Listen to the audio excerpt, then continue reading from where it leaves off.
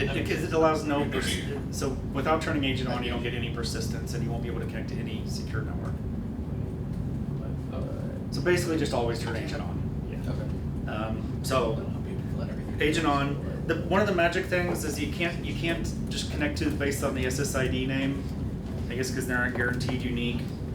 So it creates some unique identifier for the network connection. So you say connect to that one. Can you share what the password is? It's was it my hotspot? My hotspot, all lowercase, no space. Put that in the notes. Oh, keep forgetting both of them are in the browser here.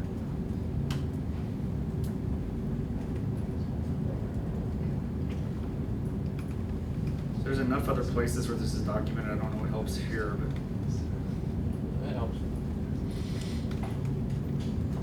and my hotspot.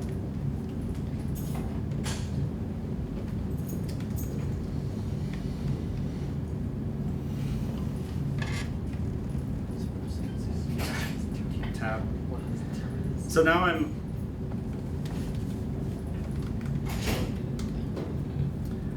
I've been assigned an IP address. So now if I do ifconfig for WLAN 0, so there's two.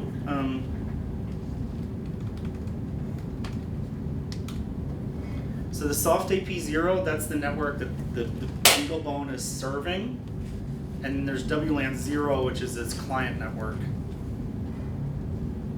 We didn't quit. What did we quit from? The command? No. Yes, we quit from Conman. Do you call that a program or do you call it something else?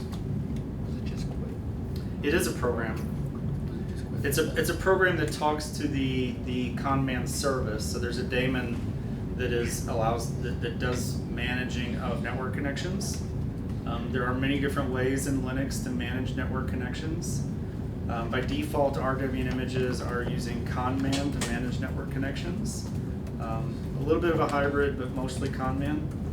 But Conman is the tool that you use to connect to other networks. So you use Conman control to communicate with that daemon. So that's service that's running in the background. So you start up Conman control, and then you can communicate with that service that allows you to connect up to networks. So it automatically, when you connect up to a Wi-Fi network, it does that DHCP, and we get the IP address, right? So now this is my magic IP address. If other people are connecting to this, we can find them there. Now, I've got a tool installed on my Mac, as long as your phone is routing. Here we go. Called MDNS Browser, and look, looks like several of you are connected. So this is exploring different services available that are broadcasted through Avahi or MDNS. So I can, how do I get more detail on these? So some of these are saying you have SSH available, network shares. These are different services. So the Beaglebones all have web servers running them on by default, and they're broadcasting. All of these different IP addresses have web servers running. We can add other things into the advertisements through Avahi. So if you wanted to describe other Beaglebones, you could be more explicit about services that they provide. I would leave that a little bit as an exercise here to the user to research Avahi, but that's the mechanism. So let me just pick one of you by default. Oh, it's me. It's not pick me.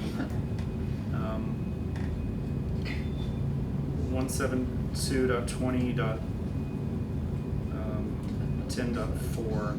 So I think I'm 10.3.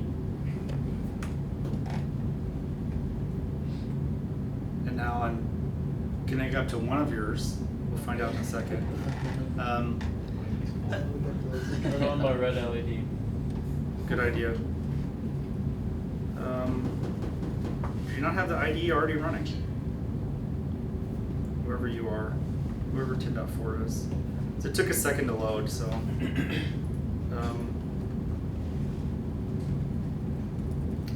I see whoever it was did a, they must have done a sudo su. That might be interesting.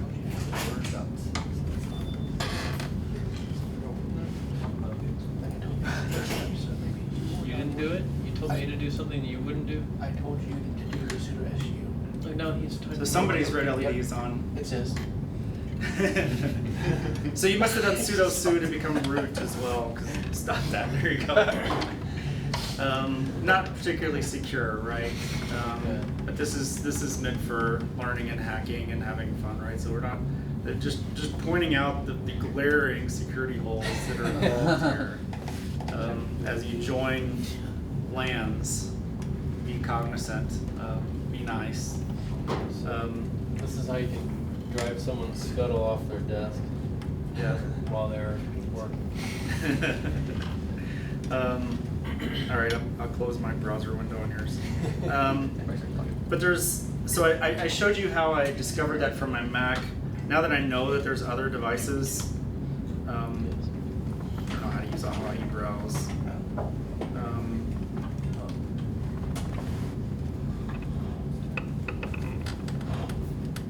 Yeah. So this is, you can use Avahi browse to essentially discover there's Python libraries for using Avahi. So you can set up things that you want to advertise and things that you want to consume in order to try to find other boards on the network. This is the right way to kind of just set up, if you're putting them on the same LAN. The Blues do support mesh networking. So like where they generate a network directly together through 802.11s. It's a little complicated to configure. You probably still want to be able to get to the internet. It's easier just to plug in a router and just all talk through the router. But it is possible to configure talk through mesh. All right. What are the topics on networking? The big one I think is for a lot of people is getting on something like EduRoam or something like that to get out to the internet to pull down the latest packages. So you need to do a secure connection, or what's it called? 802.11x or 802.1x.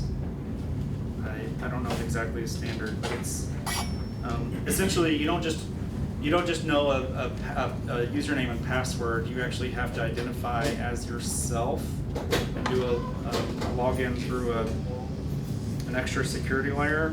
And it tries to do like a certificate. Yeah. I don't know if the easiest way is just to Google it. I was looking at some of my I just copy and paste every time I want to do it, and Daniel's just going to write a script for all of us anyway. I already did, so. Yeah. I think Strawson Design has some documentation for exactly how to do that, and that's what I would base my code Was off it? of. I'm not finding my. I was just copy and paste it. I can't. 802.1x Beaglebone Blue.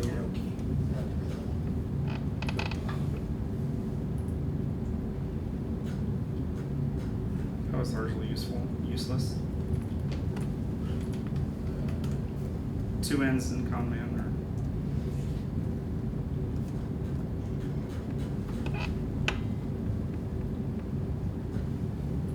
I have the link that I can send. Do you have the link? Yeah, I can put it in the doc or something. Yeah, if you could put that in there, because I keep jumping to the wrong locations.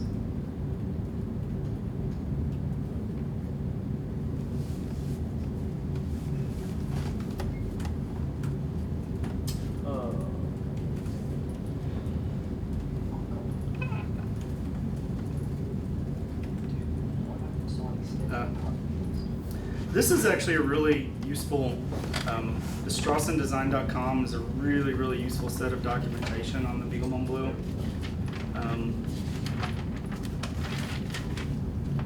Does he have the?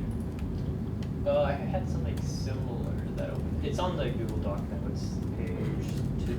It's top of page 3. Thank you. Yeah, it's right at the bottom of that link you see.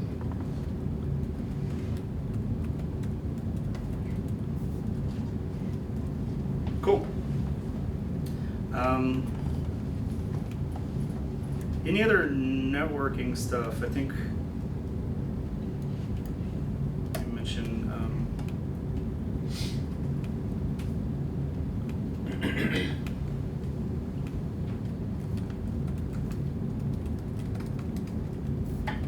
Note off of Ahi Browse, so people don't forget to try that one.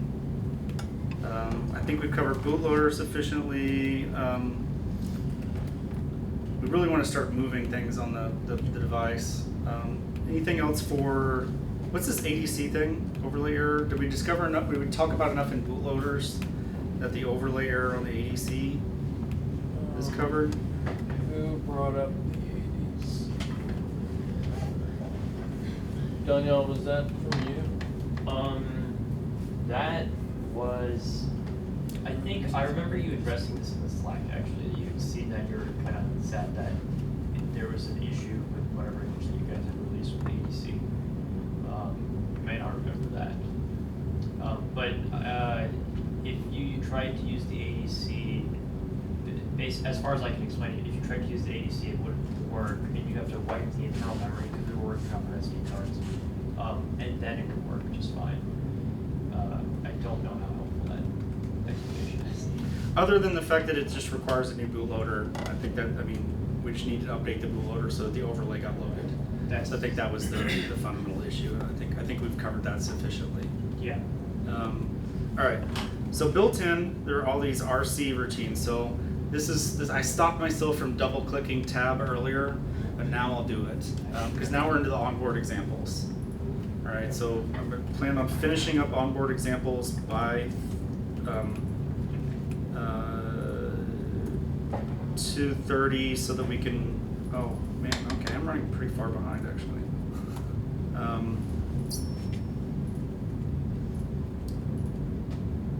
Yeah, the hardware best There's not a practices. lot We'll do to 30. that. We'll do 30 minutes on onboard examples and then move on. So we'll finish up onboard examples at 2,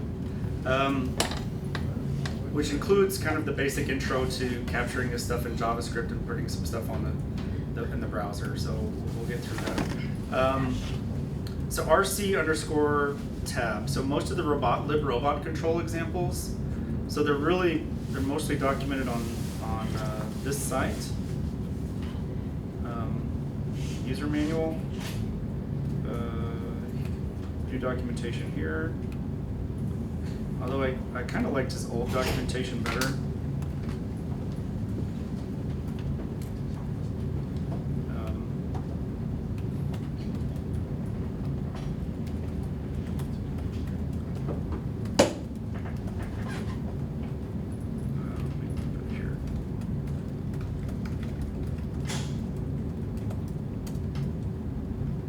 So these examples are built in, but they're not inside of that, inside of this file folder. So there's a whole bunch of examples inside of examples, Beaglebone Blue, EduMip, and then Python, and we're gonna look at these Python examples, and some of the other examples. But there's also a bunch of stuff that's just in the path. This one should work for everybody. Test. MPU, it's gonna get back, there we go. So with RC test MPU, now we've seen the accelerometer, so you'll see in the Z direction, because this board's lying flat, should be somewhere right around 9.8 meters per second squared. We all know G, right? Constant G, right? So we know gravitational force, all right.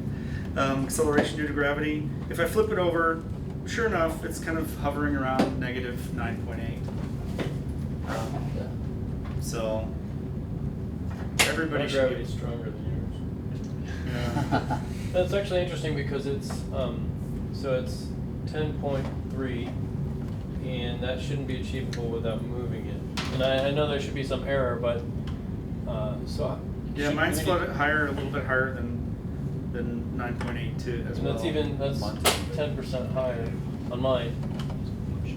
It's also warning me that I should run RC calibrate, Okay, so let's see if it. Do I need to quit? Control C. yeah, Control C to kill a process. How do I know the difference between a process and program?